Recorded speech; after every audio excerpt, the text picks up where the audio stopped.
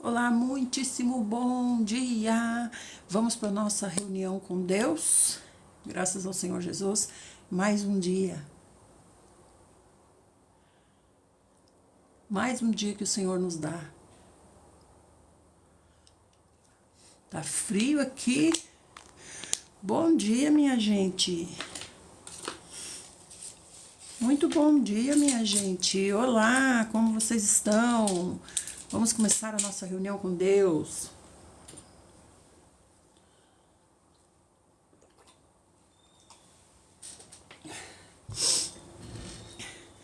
Com frio e tudo, bom dia.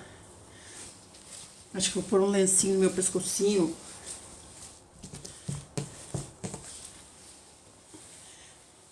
Por um lencinho no meu pescocinho, minha gente. Oi, Debbie. Oi, Nardelzinha, bom dia. Paz, desde Sorocaba até a sua casa. Vamos orar. Senhor Jesus. Ó Senhor Jesus. Senhor Jesus. Senhor Jesus. Invocamos o teu precioso nome, Senhor. Senhor, agradecemos por tua presença, agradecemos, Senhor, por tua segurança, por tua proteção, agradecemos, Senhor, por tua fidelidade, por tua paciência, agradecemos, Senhor Jesus, por teu amor, por tua obra de cruz. Te agradecemos, Senhor, por toda a eternidade seremos sempre gratos ao Senhor. Senhor Jesus.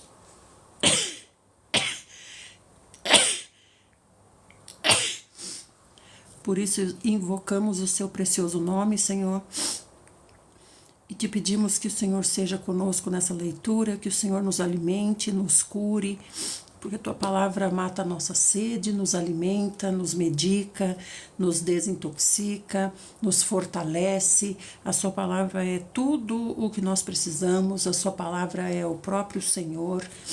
A sua palavra é o próprio Senhor falando conosco. A sua palavra é o que nós temos de mais precioso no mundo físico.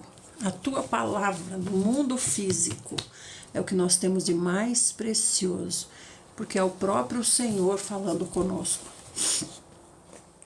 E no mundo espiritual, o Senhor é tudo em todos. O grande eu sou, o Senhor de todo o universo. Senhor Jesus. Senhor, queremos te pedir, Senhor, que o Senhor esteja conosco nessa live, que o Senhor cuide de todas as coisas, que o Senhor faça com que essa live seja útil, seja edificante, como aprendemos com o nosso professor Paulo, que nós apresentemos à igreja aquilo que edifica. Senhor, por isso nós te pedimos, Senhor, que o Senhor faça com que seja edificante o trabalho que nós apresentamos. Abençoa todos que estão aqui, abençoa o nosso dia, nos guarda, nos protege e nos dá, Senhor, aos nossos também, né, aos nossos amados, e nos dá a resposta certa a todo instante, Senhor. Nos mantém no Espírito, com discernimento de Espírito, exercitando os dons até que se tornem ministérios, para que Deus derrame poder para agir através de nós. Amém, amadinhos? Nós vamos para hoje. Cadê minha caneta? Hoje nós vamos para Salmo 34. Salmo 34, do 11 até o 22. Espera aí que começou minha coriza aqui.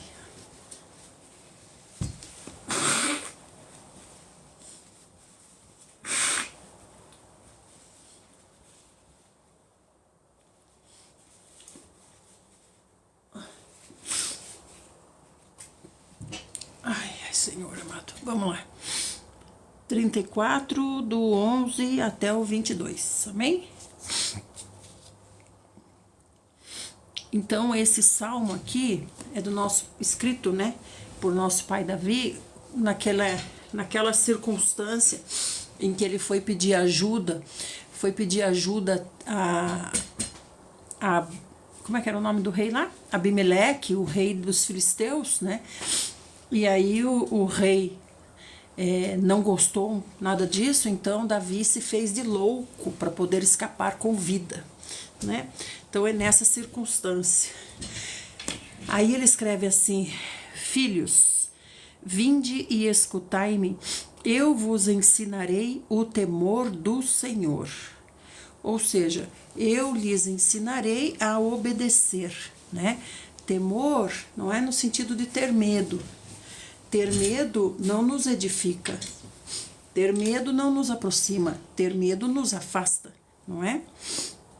Então, filhos, venham e aprendam, e eu vou ensinar vocês a obedecerem o Senhor. Quem de vocês quer ter prazer na vida? Alguém quer ter prazer na vida? Alguém deseja ter longos dias para viver felizes? Longos dias em felicidade? Alguém deseja? Guarda então a sua língua do mal e guarda os seus lábios de falarem falsamente. Então essa língua do mal aqui, né, é falar aquilo que não edifica, falar aquilo que destrói, falar coisas negativas, né? E os lábios falarem falsamente. Esse falsamente aqui é falar o que é falso, o que não é a verdade, né? A verdade é uma só, é o Senhor Jesus. Aparta-te do mal e pratica o bem, busca a paz e empenha-te por conquistar a paz. Os olhos do Senhor contemplam os justos e os seus ouvidos estão atentos ao clamor dos justos por socorro. A face do Senhor está contra os que praticam o mal, para da terra apagar qualquer lembrança deles. Suplicam os justos e o Senhor ouve. Os justos, quem são os justos? Os justos são os que praticam a justiça. O que é a justiça? Justiça é o que sai da boca do juiz. O que o juiz profere é justiça. Então, nós temos que ser praticantes da justiça, do que sai da boca de Deus. E o que sai da boca de Deus? Aqui, ó. O que sai da boca de Deus. Suplicam os justos e o Senhor os ouve e os liberta de todas as suas aflições.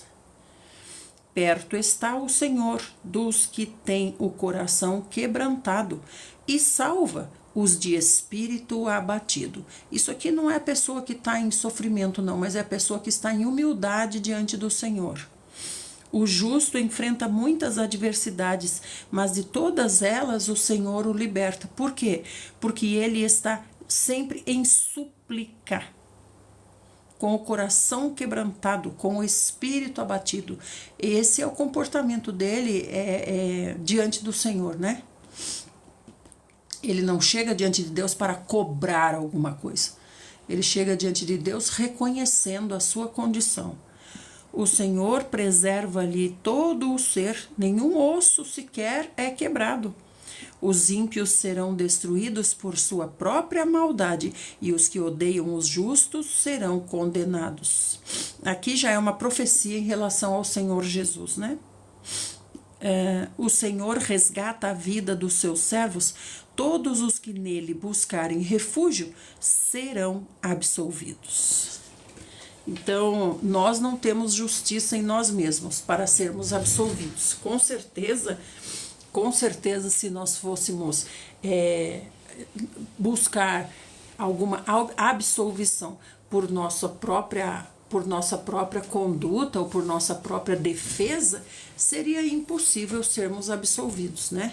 Mas nós somos absolvidos por causa do Senhor Jesus. O Senhor resgata a vida dos seus servos, todos os que nele buscarem refúgio serão absolvidos. Amém. Vamos para Provérbios. Esqueci de falar para vocês, hoje a gente vai só até 6h30, tá? Porque eu vou trabalhar às 7 hoje. Acredita? Então vamos para Provérbios. Provérbios 21, 14 até 16. Provérbios 21, 14 a 16.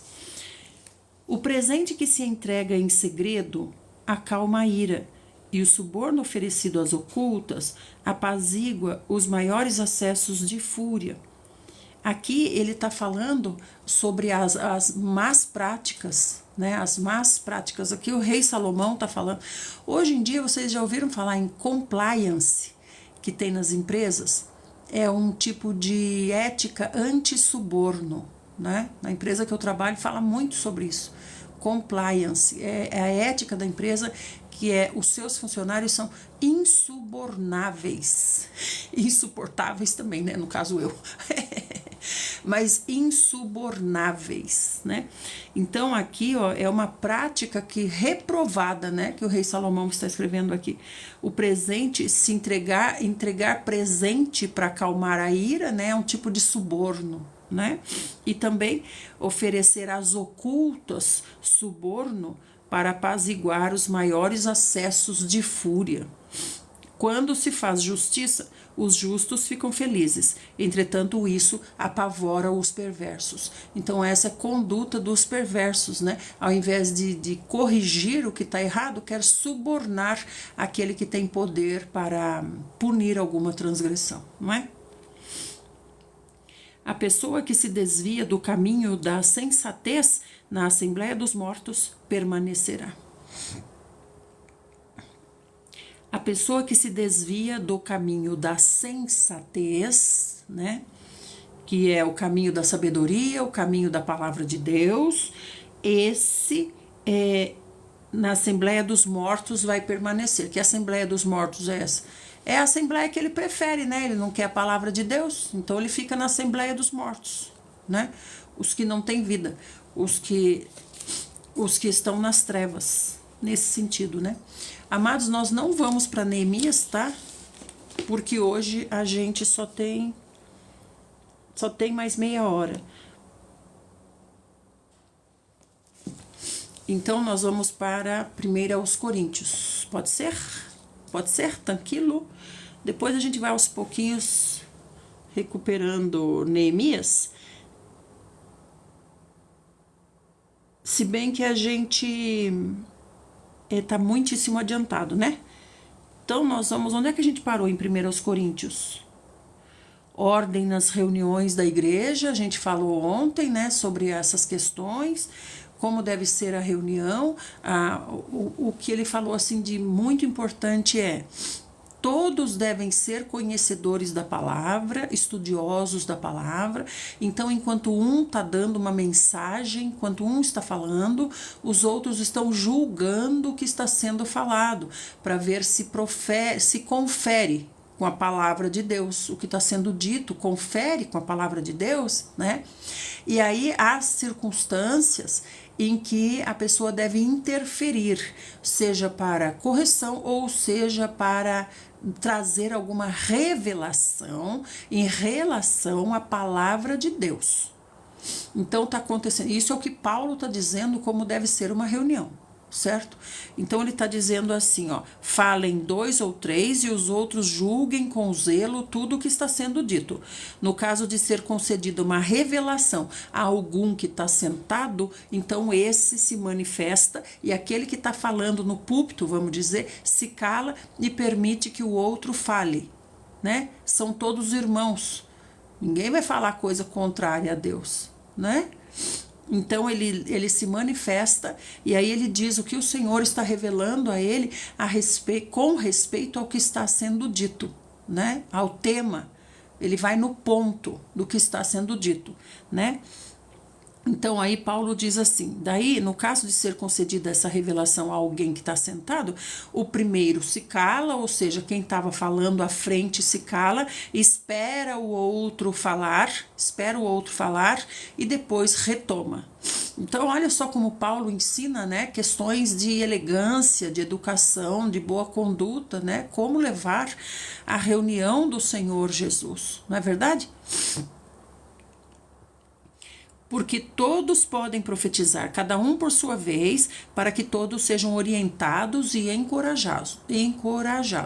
Então veja, tinha a Bíblia nesse tempo, tinha as cartas de Paulo, tinha o Novo Testamento, tinha os evangelhos tinha, né? Então, o que eles profetizavam? Eles profetizavam até o Senhor Jesus, né? Até o Senhor Jesus. E aí também, na questão das mulheres, também foi importante, né? Que diz assim... Então, antes, por isso que fala que o espírito dos profetas está sujeito ao controle dos profetas, porque eu me calo e espero o outro falar. O outro fala, agora eu retomo, né? Não é todo mundo falando ao mesmo tempo, principalmente em línguas que são estranhas para os que estão ouvindo, né? Então, veja, tem ordem e decência no culto com relação a tudo. Então, quando um vai falar, o outro se cala. Um vai falar em alguma língua, veja primeiro se tem alguém que traduz. Tem alguém que traduz? Então vou falar. Não tem ninguém para traduzir? Então me calo. Não é? Agora, na questão das mulheres, ele falou claramente, né? Então, tinham essas mulheres, né, que veio na carta, Corinto, próprios irmãos de Corinto, mandaram a carta para Paulo, né, perguntando sobre várias questões. Então, aí, essas irmãs de Corinto eram umas irmãs, vamos dizer assim, atrevidas. Eram umas irmãs que enfrentavam os irmãos, né?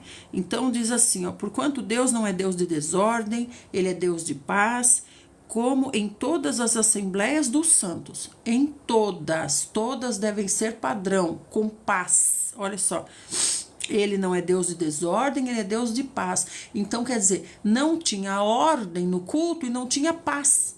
Olhe bem. Então ele diz assim, as mulheres devem permanecer em silêncio nas igrejas quando não lhes é permitido falar. Quando não lhes é permitido falar, fiquem em silêncio, como qualquer outro, homem ou mulher. Como qualquer outro, pode ser um homem também. Levantou a mão, não é permitido falar, fica quietinho, né? Estou pedindo a palavra. Não está lhe sendo concedida a palavra agora. Então eu fico em silêncio, independente de ser homem e mulher. No entanto, havia umas mulheres que eram atrevidas, né? Por isso que ele fala aqui, ó, mantenha-se em atitude de respeito. Elas não tinham atitude respeitosa, né? Elas questionavam, argumentavam. Sabe, tipo essas feministas que tem, que são assim, chegam a ser mal educadas, não é verdade? Quer impor o que acha, não escuta o outro, esse tipo de coisa, né? Então daí ele diz assim, mantendo-se em atitude de respeito, por favor, como também a lei ordena. Então Paulo está dizendo, não sou eu que estou dizendo, é a Torá. A Torá que diz como é que deve ser. Então, seja homem ou mulher, se não lhe é concedida a palavra, fica em silêncio. Que absurdo é esse? Não lhe foi concedida a palavra e você continua falando? Né? E aí ele diz assim, se desejarem saber mais sobre algum ensino, questionem os seus maridos em casa. Então, aqui ele está puxando a orelha dos maridos. Os maridos dessas mulheres que são insubmissas. Essas não pode usar o véu. Não pode usar o véu, porque o véu quer dizer submissão. A cobertura na cabeça quer dizer submissão, né? Então tá falando assim, essas questionem os seus maridos nas suas casas. Porque elas ficam, gente, criando tumulto, querem discutir com o pregador sobre a palavra que está sendo dita. Então, por isso que Paulo disse, pergunta para o seu marido na sua casa. Então, aqui o puxão de orelha é para o marido também, né? É uma mulher insubmissa. Porque para a mulher é vergonhoso conversar durante as reuniões da igreja. Então, elas discutiam, quer discutir igual homem, né? Aí, ele continua assim, porventura a palavra de Deus teve origem em vocês? Foi em vocês, mulheres, que teve origem a palavra de Deus? O Senhor levantou 12 apóstolas? Foi 12 apóstolas que ele levantou? Sois vós o único povo para quem a palavra de Deus foi entregue? Então olha como era a atitude dessas mulheres. Olha que atitude arrogante, né? Atitude de enfrentamento mesmo, para Paulo dizer essas coisas, né? Por acaso é para vocês que foi entregue a palavra? Por acaso é só vocês que têm a palavra? Gente, essas mulheres eram terríveis. Então, aí ele fala, se alguém se considera profeta ou espiritual, reconheça o que eu escrevo são mandamentos do Senhor. Isso aqui é para essas mulheres. E o puxão de orelha é para esses maridos, né? Concluindo, caros irmãos, aperfeiçoai com zelo o dom de profetizar e não proíba o falar em línguas, desde, como ele já explicou antes, desde que haja quem traduza para poder edificar a igreja, né? E também aperfeiçoai o zelo, com zelo, o dom de profetizar, que é o quê? Falar nas reuniões mesmo. Falar nas reuniões. Mas hoje em dia, como é que é? Hoje em dia, um fala, todo mundo escuta quietinho, do mesmo jeito que entrou quietinho, vai embora quietinho. Ninguém fala nada, ninguém tem oportunidade de falar. Ninguém tem oportunidade de levantar a mão e dizer, eu quero falar alguma coisa a respeito do que você está dizendo. Né? Chega, senta, fica quietinho, escuta, acabou, tchau, vai embora. Não é assim o modelo de reunião que Paulo está dizendo. Todos podem profetizar, né? Então, ele diz, porém, que tudo seja realizado com decência e ordem. Com decência e ordem. O que tem que aparecer na reunião é o Senhor Jesus, não você. Aí chegamos no 15, né? 1 aos Coríntios 15. 1 aos Coríntios 15. Muito bom dia, minha gente que está chegando. Obrigada pelos corações. Continuem nos corações, porque os corações trazem as pessoas aqui para o TikTok, certo? Então vamos lá. 1 aos Coríntios 15. Irmãos, quero lembrar vocês do evangelho que eu preguei a vocês. Esse evangelho é o Senhor Jesus, né? O que ele falou a respeito do Senhor Jesus. Quero lembrar vocês do evangelho que eu preguei a vocês, o qual também vocês receberam e no qual vocês estão firmes. É o Senhor Jesus. Bom dia, Silmari. Por meio desse evangelho, gente, esse evangelho é o Senhor Jesus. O Senhor Jesus. Então, por meio dele, também vocês são salvos, desde que se apeguem com convicção à palavra que eu vos anunciei. Né? Caso contrário, vocês creram em vão. Ou seja, se não se apegar à palavra, tudo é em vão. Por quê? Porque se eu fico escutando os outros, as pessoas, e não sou estudioso, laborioso, trabalhador na palavra, apresentando o meu culto racional, né? O meu sacrifício vivo, santo e agradável, como o meu culto mais racional, lendo a palavra, buscando entendimento na palavra, buscando um dicionário. O que quer dizer essa palavra aqui? Vou ver no dicionário. O que quer dizer isso daqui? Vou ler no rodapé da Bíblia. Vou estudar. Não vou só ler um versículo e falar, não entendo nada, e vou largar. Não, tem que ser laborioso, trabalhoso, estudioso, esforçoso. Não sei se existe isso. Então, veja bem, se você não se apega com convicção à palavra, então você tem crido em vão, porque você não está crendo na palavra, você não tem a base. O que os outros falam, você acredita. O que o outro fala é lei, porque você não sabe nada. Né? Se o outro está falando, então porque eu não sei nada. Não sei nada. Então, que o seu crer não seja em vão. Não seja em vão, mas que seja para edificação de você mesmo. Então você precisa ter a base da palavra, né? Como aqui participar da reunião. Quem não tinha base na palavra não podia participar da reunião, porque só participava da reunião para fazer pergunta. Não trazia nada, não contribuía com nada. Não trazia nem um punhadinho de farinha. Lembra que o Senhor dizia? Ninguém pode vir à minha presença de mãos vazias. Nem que seja um punhado, uma flor de farinha tem que trazer. Nem que seja uma flor de farinha tem que trazer. Não pode trazer um boi? Não. Então traga pelo menos uma flor de farinha. Não pode trazer nem uma pombinha? Não. Mas uma flor de farinha você pode trazer.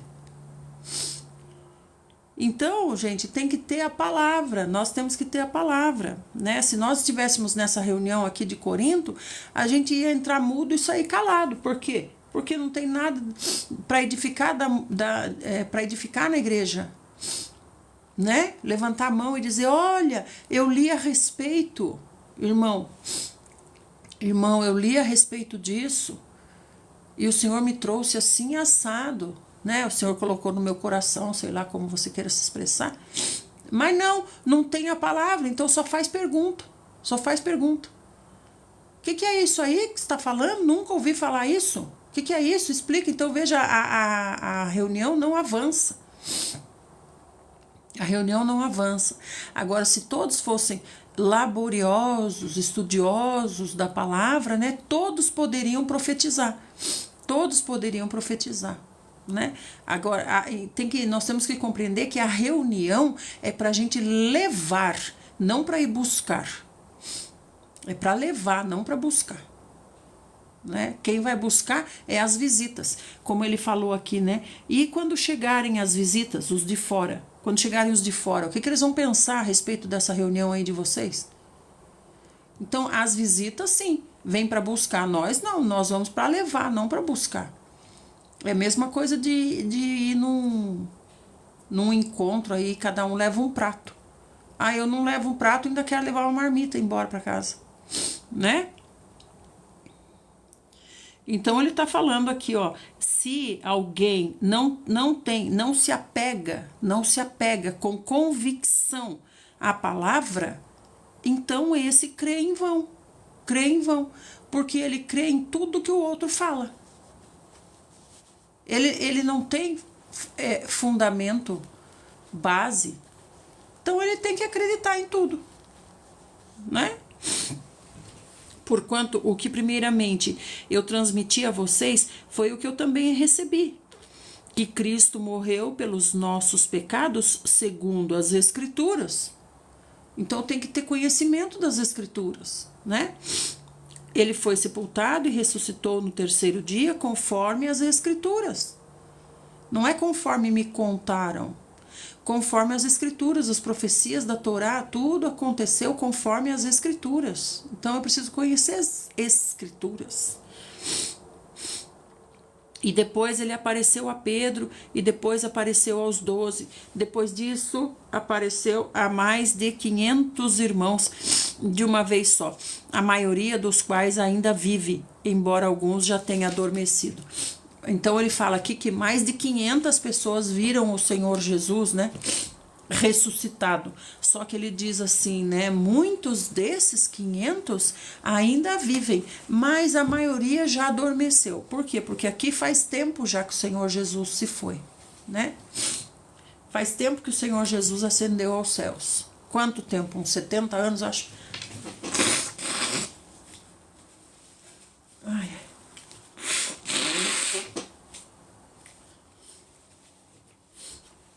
Ai, Senhor. Acho que uns 70 anos faz ali.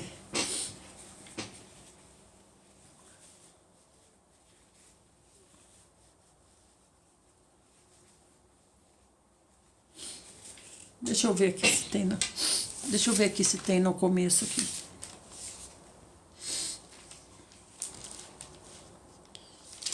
Aqui, ó. 55 depois de Cristo. Então já fazia 55 anos que o Senhor tinha subido aos céus, que o Senhor tinha estado na terra. 55 anos. Quando ele escreveu essa carta para os irmãos em Corinto. Então por isso que ele fala, né? Tinha uns 500.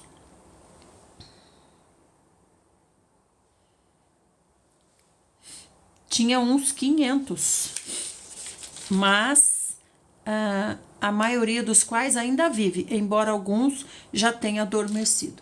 Então quem tinha 40 anos nesse tempo já adormeceu, né? Porque já faz mais 50.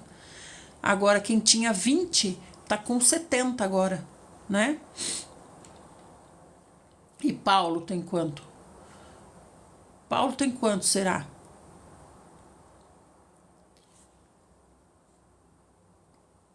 Será que Paulo tem uns 40, 50?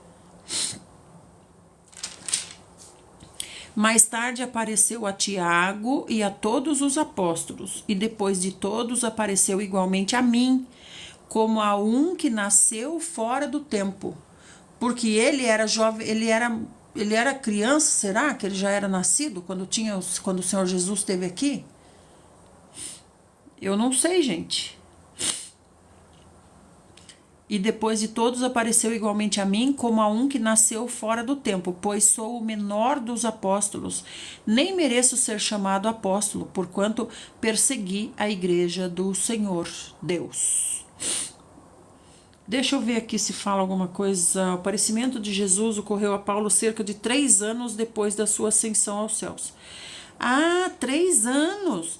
Então, ele viveu o tempo do Senhor Jesus na terra, mas não perto do Senhor, né? Paulo reconhece que não fez parte da primeira formação original dos apóstolos. Na verdade, Paulo estava, por causa do zelo à tradição judaico-religiosa e da cegueira espiritual, perseguindo a igreja e ao próprio Senhor, quando foi convertido e convocado pelo Senhor para servi-lo. Entretanto, uma vez alcançado pela graça do Senhor, dedicou-se de todo o coração ao Senhor e à evangelização do mundo, sendo reconhecido pelo próprio apóstolo Pedro como servo amado e apóstolo de Deus. A graça do Senhor transforma qualquer indigno em santo. Então, ele viveu no tempo do Senhor Jesus, só que em outro lugar deve ser, né? Porque ele não conheceu o Senhor Jesus pessoalmente. Ele só conheceu no caminho para Damasco depois, que foi uns 3 anos depois da morte do Senhor.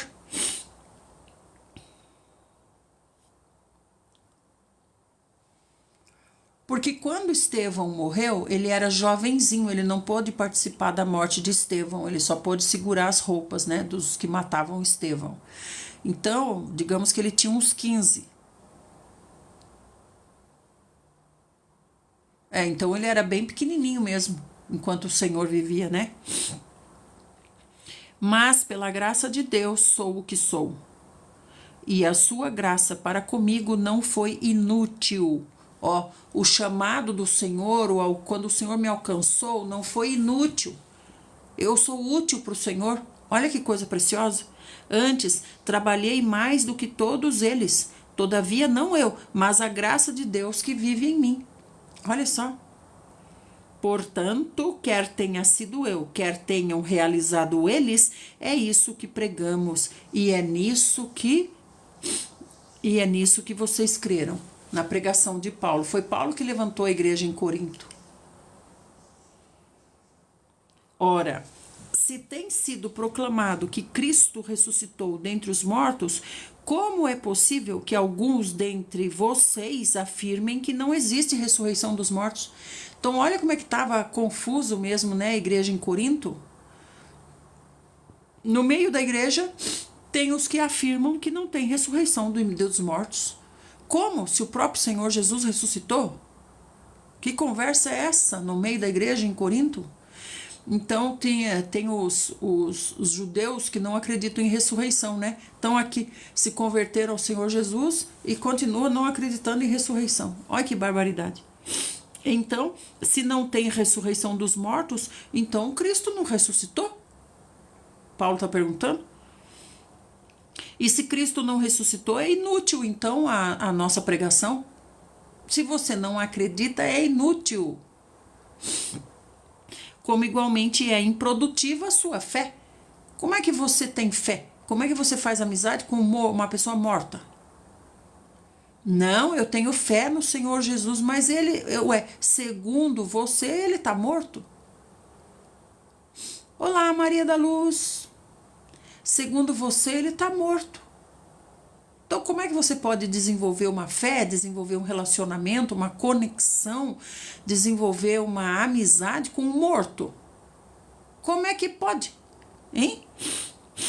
Pior que isso, seremos considerados falsas testemunhas de Deus, porque contra ele testemunhamos que ressuscitou a Cristo dentre os mortos. Todavia, se é verdade que os mortos não ressuscitam, então ele também não ressuscitou a Cristo. Porquanto, se os mortos não ressuscitam, nem o próprio Cristo foi ressuscitado, então. Não tem o menor cabimento, né? Na igreja em Corinto. Veja, gente, a igreja em Corinto tem várias panelinhas, na verdade, né? Tem a panelinha dos ricos, tem a panelinha dos gregos, tem a panelinha dos pobres, tem a panelinha dos que acreditam em ressurreição, tem a panelinha dos que não acreditam. E se Cristo não ressuscitou, então a sua fé não serve para nada e você continua vivendo nos seus pecados. Porque para você Cristo está morto, ele não ressuscitou. Então é aqueles que acreditam, né, que o morto pode fazer alguma coisa. Acredita que o morto pode fazer alguma coisa, inclusive milagre. Como, por exemplo, Maria, a mãe de Jesus. Está morta, desligada, né? Imagina só o desgosto que ela vai ter quando ela for religada, né? E perceber tudo o que fizeram com o nome dela. Imagine que desgosto que ela vai ter, né? Uma mulher espiritualíssima, Maria. Uma mulher maravilhosa, espiritualíssima, grudadinha, ó, com o Senhor Jesus. Ela vivia atrás dele. Onde ele ia, estava lá Maria chegando. Estava lá Maria chegando. E nunca o tratou de filhinho, sempre o tratou de Senhor.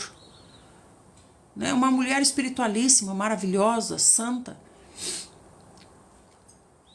Aí, de repente, ela acorda lá diante do tribunal, né? E daqui a pouco ela percebe, ó, estão chegando aí os idólatras. O que é isso, os idólatras? É os idólatras, os adoradores de Maria. E ela vai arregalar o olho, ela vai falar, que Maria? Eu? É você? Você. Ela vai olhar assim. E eles vão falar, Maria, finalmente te conhecemos. Ela vai falar, sai fora. Em nome do Senhor Jesus, não conheço vocês. Não é, minha gente?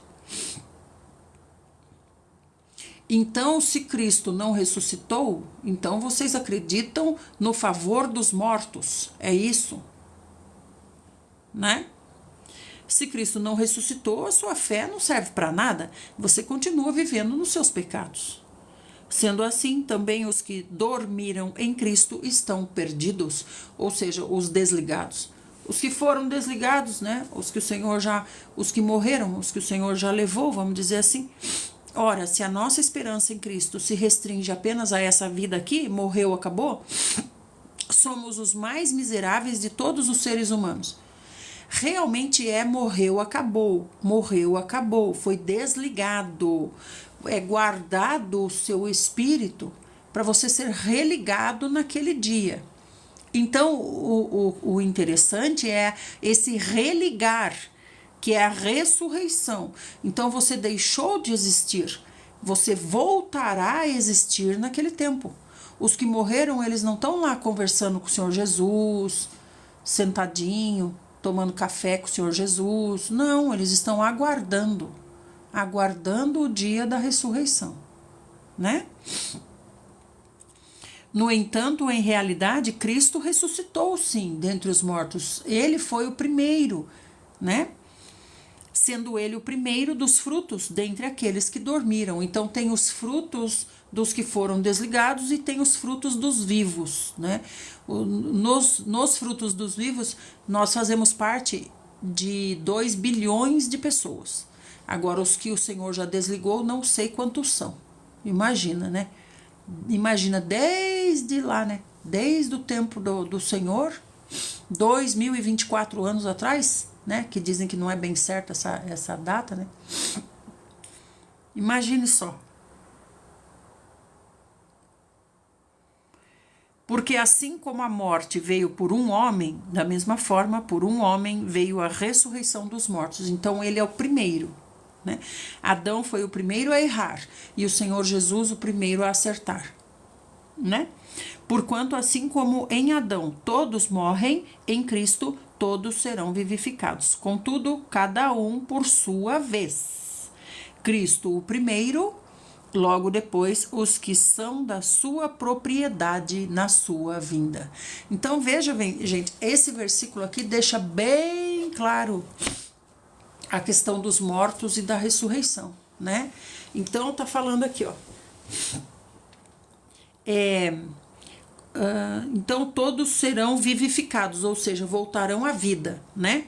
Contudo, cada um por sua vez. Então agora vai falar de todos os desligados. O Senhor Jesus também foi desligado, também morreu, morreu. Por isso ele ficava tão angustiado, ele ia ficar 3 dias na morte, 3 dias desligado. O que vai ser dos discípulos quando eu voltar 3 dias depois? Como é que eu vou encontrar isso aqui? Então, primeiro, Cristo o primeiro que foi ressuscitado, né? Trazido de volta, só ele. Porque Lázaro, por exemplo, né? A menina lá que ele falou, Talita Cumi, todos esses foram ressuscitados, viveram mais alguns anos e morreram, né? Foram desligados novamente. Agora o Senhor Jesus não, é o primeiro que foi ressuscitado para a imortalidade, né? Nunca mais morre, né? Então, primeiro o Senhor Jesus, logo depois os que são da sua propriedade na sua vinda. Então, os que são da sua propriedade serão ressuscitados na sua vinda, né? Então, essa vinda aqui também tem uma questão, né? Porque tem primeiro os vencedores que nós falamos, né? Que estão dentro da barriga da mulher, que é a igreja. Né? Lembra do desenho maravilhoso que eu fiz? Vocês se lembram do desenho maravilhoso e esclarecedor que eu fiz? Ó, a igreja, 2 bilhões de pessoas, gerando o filho varão, os vencedores que irão derrotar Satanás, o dragão, e lançá-lo à terra, né? Então esses serão levados até o trono de Deus, né? E então aqui diz, primeiro o Senhor Jesus, depois os que são de sua propriedade na sua vinda, os mortos, né? Então tem os mortos e tem a parte dos mortos e a parte dos vivos, né? Nós não sabemos se nós estaremos mortos ou vivos. Se o Senhor voltar agora, alguns anos para frente, se o Senhor achar bom, nós estaremos vivos, né? Agora, se o Senhor demorar mais, com certeza estaremos mortos, né? Então faremos parte desse aqui, os que serão logo ressuscitados, religados, né? Por ocasião da vinda do Senhor. Ele está falando dos mortos, não dos vivos, né? Então virá o fim, quando ele entregar o reino a Deus, o Pai, depois de ter destruído todo domínio, potestade e poder. Então ele vai retomar o reino, porque é necessário que ele reine até que absolutamente todos os seus inimigos sejam prostrados debaixo dos seus pés. Então daí é quando começa o julgamento, né? Então começa o julgamento, os inimigos eles vão ser prostrados debaixo dos seus pés, né? Cada inimigo vai ter o seu destino, né? Satanás vai ter o seu destino, os seus seguidores terão o seu destino, né? Que é o lago de fogo e por aí vai. E o último inimigo que será destruído é a morte. Veja, a morte é um ser vivo. Ah lá, o último inimigo que será destruído é a morte. A morte é um ser vivo, gente. A morte é uma potestade. A morte é a que detém a chave detinha, né, a chave do Hades. O Hades é onde? No centro da terra. No centro da terra. Então, para lá, as pessoas que são desligadas, o corpo fica na terra, né? Foi enterrado. Mas esse tipo de... vamos dizer, um tipo de chip, né? Um tipo de chip que é tirado da pessoa, ela é desligada, é o espírito. Há um guardião que guarda isso. Tem um guardião. Quem é esse guardião? A morte aqui, ó. O último inimigo que será destruído é a morte, né? Pois o Senhor Deus tudo sujeitou debaixo dos seus pés. Porquanto, quando se afirma que tudo lhe foi submetido, é evidente que isso não inclui o próprio Deus, né? Que conduziu todas as coisas à submissão de Cristo. Então, só o Pai que fica acima. E o Senhor Jesus é o Pai também, né? Só o Pai que fica acima.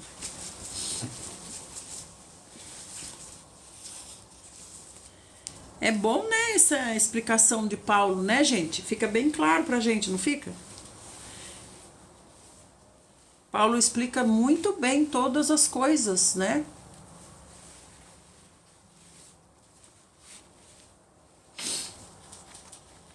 Olá, Jaci, tudo bem? Como você está? Eita, deu errado aqui meu negócio. A morte não é o nosso destino. Como é que é? A morte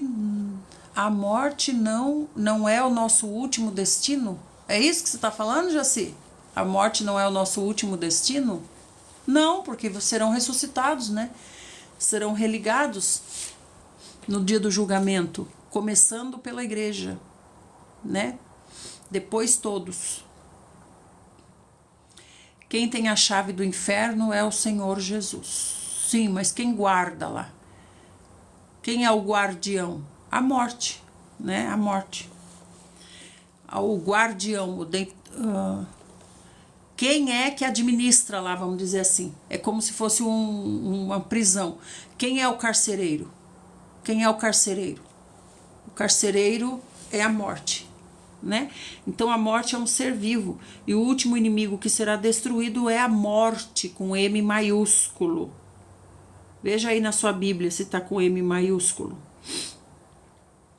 A morte em grego quer dizer Thanatos, personificada como arqui-inimiga da vida. Ela será aniquilada no fim dos eventos que acompanharão a volta triunfante de Cristo. No julgamento do grande trono branco, quando a morte e o Hades serão lançados no eterno lago de fogo. A morte e o Hades. A morte sai do Hades, né? A morte sai do Hades. Ela sai do Hades perambular por aí, a morte, né? O Hades não. Então, lembra quando o Senhor falou lá no Egito? O anjo da morte vai passar. É a morte. Passou recolhendo todos os filhos primogênitos do Egito, não é? Então, é a morte. Embora seja inimiga do Senhor Jesus, o Senhor Deus usa como quiser, como lhe aprouver, né? Igual aquele outro também que parou lá quando Davi fez aquele censo, levantou aquele censo lá que o Senhor não se agradou, também veio o anjo, né? Matando todo mundo assim com uma praga, uma peste, uma doença, não sei. Aí quando chegou lá no monte de Araruna, né? Aí o Senhor deteve. O Senhor disse, agora chega, pare aí. E a morte parou. Veja, é inimigo de Deus, mas obedece às ordens de Deus, né? E aí diz assim, pois ele tudo sujeitou debaixo dos seus pés, porquanto, quando se afirma que tudo lhe foi submetido, é evidente que isso não inclui o próprio Deus, que conduziu todas as coisas à submissão de Cristo. Todavia, quando tudo lhe estiver sujeito, então o próprio Filho se submeterá àquele que todas as coisas lhe colocou aos pés, a fim de que Deus seja absolutamente tudo em todos. Por quê? Porque o Senhor Jesus quer retomar o reino para entregar para Deus de presente. Eles se... como é que se diz? Eles se completam, como se fosse assim, né? O Senhor Jesus e Deus, eles são um só. Então Deus fez a terra, repaginou a terra, reorquestrou a terra, que estava sem forma e vazia, né? Acho que antes ele já tinha feito para o Senhor Jesus, né? No tempo dos dinossauros e tudo mais, né? Que é antes da nossa era, antes dessa eternidade aqui. Então, quando ele criou a terra, acredito que ele já tinha feito para o Senhor Jesus, né? A terra como um presente. Veja, Deus dá presentes conforme ele pode comprar. Nós não damos presentes conforme a gente pode comprar? Ah, eu amo tanto você, então vou te dar uma correntinha de ouro. É o que eu pude comprar. Agora o Senhor Deus dá de presente para o Senhor Jesus a terra. Não é? Então, quando ele fez a primeira vez, né? Não sei se é a primeira vez também, né, gente? Nós não sabemos nada. Mas quando ele fez, pelo menos até onde a ciência conhece, né? Os dinossauros, o homem lá Neandertal, essas coisas, né? Que foi antes dessa eternidade que nós conhecemos, ele deve ter feito também para o Senhor Jesus, né? Só que aí o que aconteceu? Aconteceu aquela briga lá no céu, porque o Senhor Satanás quis tomar o lugar do Senhor Jesus, invejando o Senhor Jesus, né? Porque o Senhor Jesus é filho e o Senhor Satanás é anjo, é criatura. Satanás é criatura, é um anjo. E o Senhor Jesus é filho. Ele era o unigênito, filho. Então o Satanás ambicionava o trono do filho, não do pai. Do pai não tem como você ambicionar. Ele ambicionava ser igual ao Senhor Jesus. Então ele se rebelou contra o Senhor Jesus, né? Então, aí quando houve esse problema no céu, então o Senhor Deus lançou Satanás sobre a terra, porque era o que ele queria. Ele ambicionava isso. Ele ambicionava ser como o Senhor Jesus. Ele ambicionava a terra, os reinos que fossem do Senhor Jesus. Ele ambicionava isso. Então, como castigo, castigo mesmo, o Senhor Deus lançou ele na terra, no planeta Terra, né? E hoje ele fica vagando, ele pode ir até os céus, ele pode chegar até a presença de Deus e volta para a terra. A esfera dele é essa, né? Agora, depois que ele for lançado à terra como dragão pelo exército do Senhor Jesus, aí ele não vai poder sair da terra mais. Aí ele perde o acesso ao céu. Tudo isso fala lá em Apocalipse. Então, daí, quando o Senhor Deus lançou ele para a terra, que a gente, né, compreende que deu fim à terra da maneira que ela era antes, com os dinossauros, os homens das cavernas, né? Lilith, né? Por aí. Já assim, Deb. A Deb fala isso, vamos pensar que será que essa mulher tomando remédio psiquiátrico? Tá falando loucura? Já tomou seu remédio psiquiátrico aí com essas coisas que você tá falando? Ela tá falando dos meus hormônios da tireoide, né, Deb? Então, meus amados, então quando foi lançado a terra, né? Ué, não é a terra que você quer, Satanás? Então você vai para lá. Então lançou a terra, né?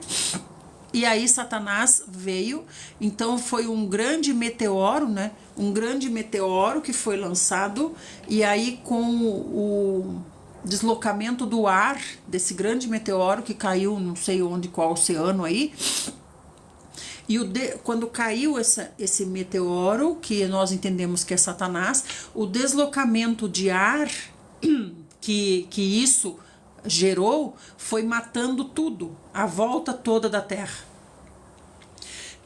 Então, caiu aqui, vamos pegar uma coisinha redondinha, ó, aqui é a Terra. Aqui é a Terra, tá? Aqui é a Terra.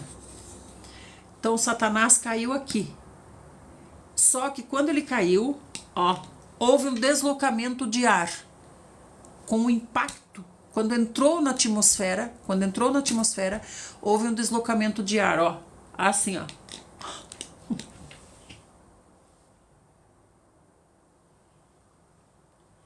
Deu para compreender? Esse deslocamento de ar, que foi tremendo, matou tudo que existia na Terra. Matou tudo que existia na Terra. E foi um grande meteoro e milhares de meteoros pequenos. Vocês sabem, né, quem são os meteoros pequenos, né? Os anjos caídos. Os anjos caídos. Então daí a Terra ficou sem forma e vazia. Ficou sem forma e vazia. Aí começa a nossa Bíblia. No princípio, né? No princípio criou Deus os céus e a terra. A terra estava sem forma e vazia, né?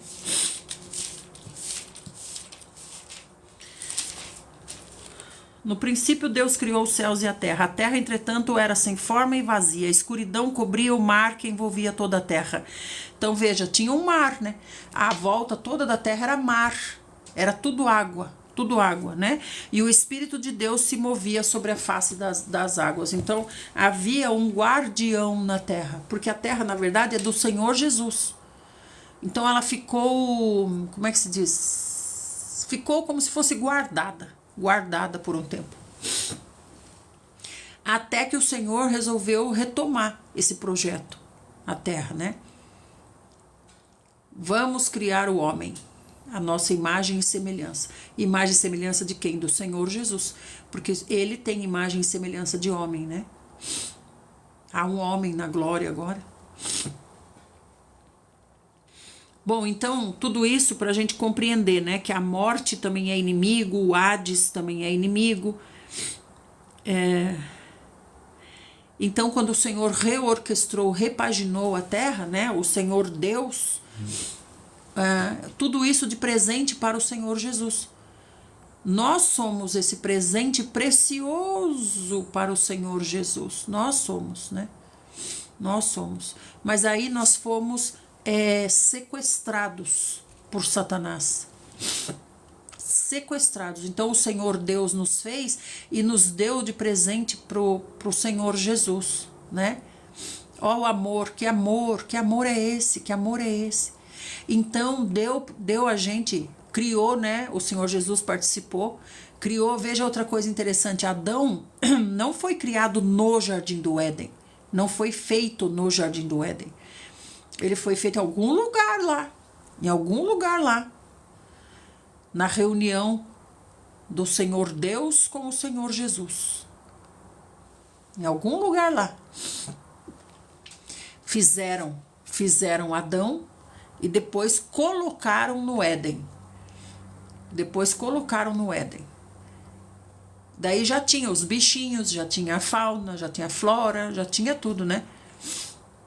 Então aí o Senhor Deus criou tudo isso, mas veja, ainda era o Éden, né? Era o Éden, um pequeno pedaço, um pequeno lugar na terra, não a terra toda.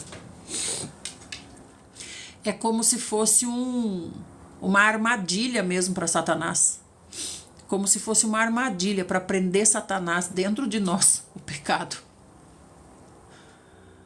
Não é? Isso tudo foi um plano, gente. Então aí ficou preso em Adão o pecado, né? Antes não estava.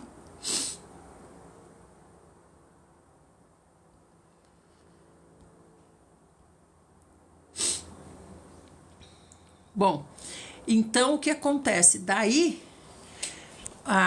o Satanás sequestrou o homem, né? O grande amor do Senhor Jesus, Satanás sequestrou.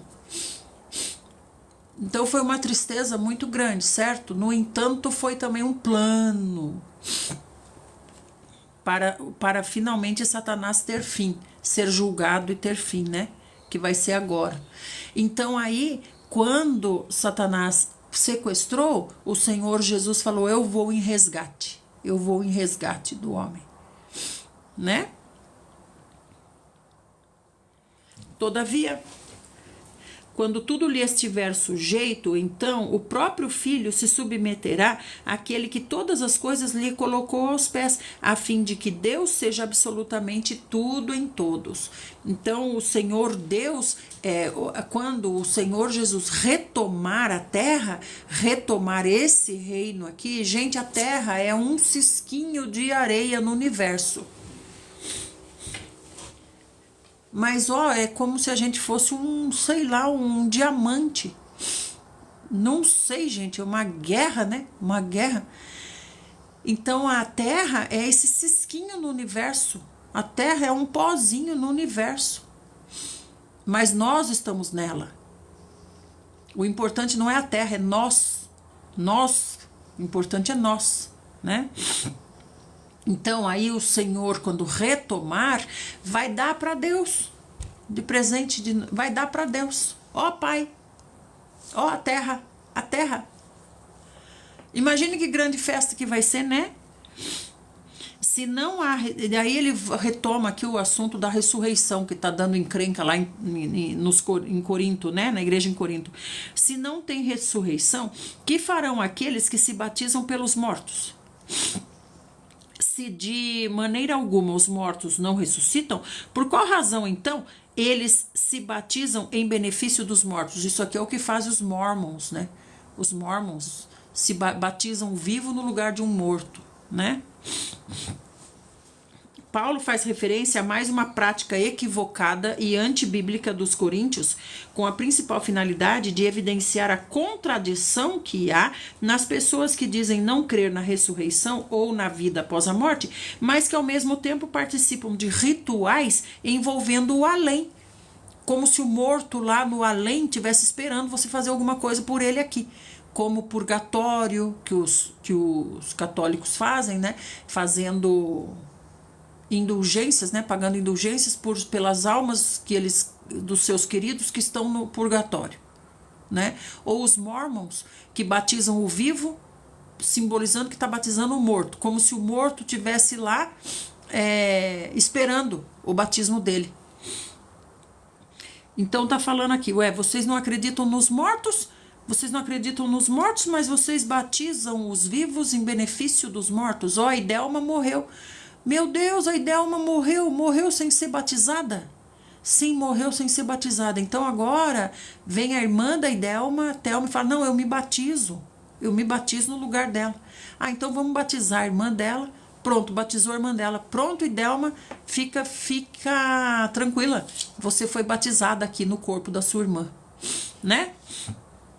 De igual modo nós mesmos, porque estamos nos expondo a perigos o tempo todo. Se não tem ressurreição, por que nós estamos preocupados com tudo isso?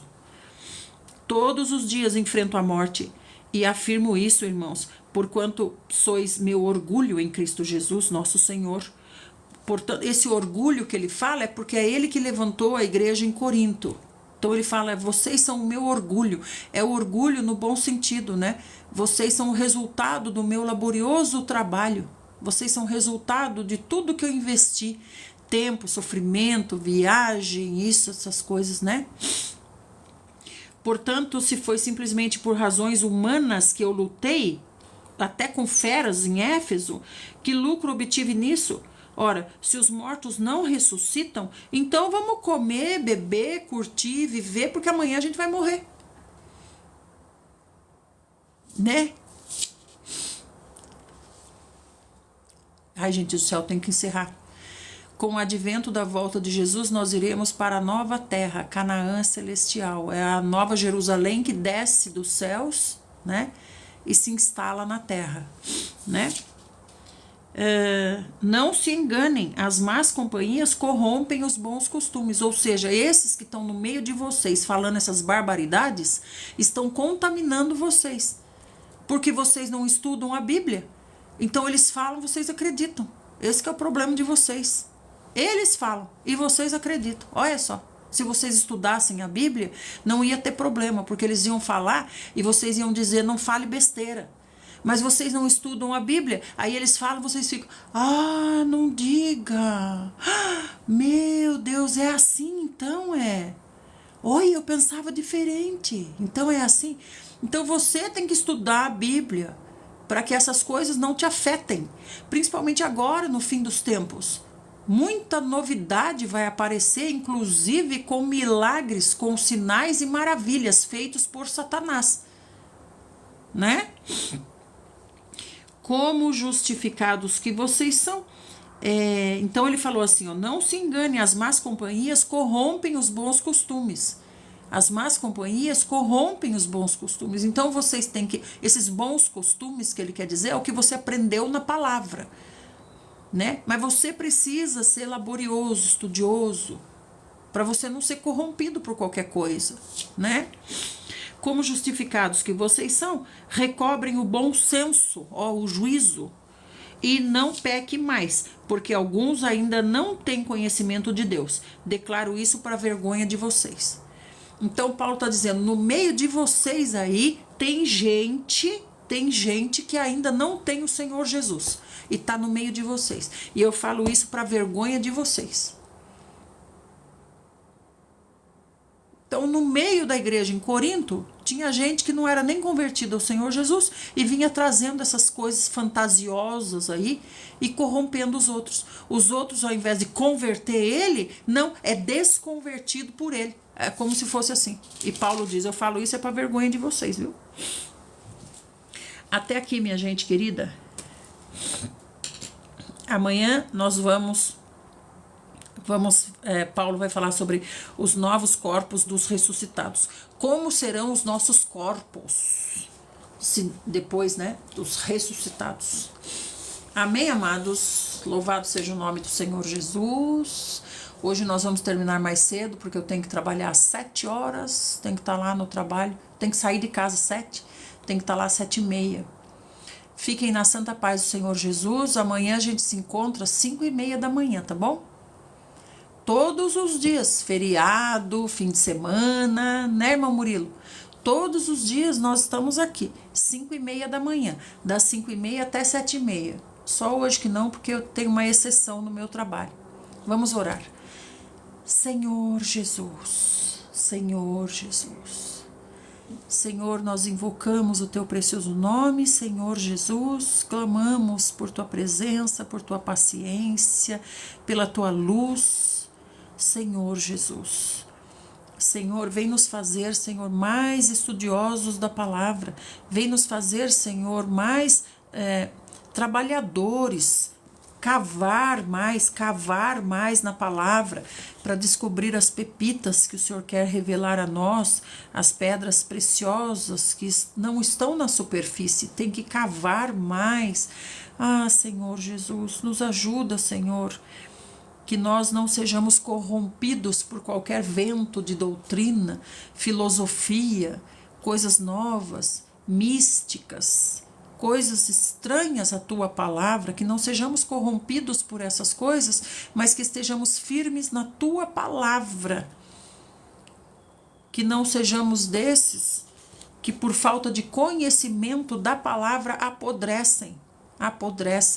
Porque a palavra é sal, amados. A palavra é sal. O sal mata os germes. O sal mata os micróbios.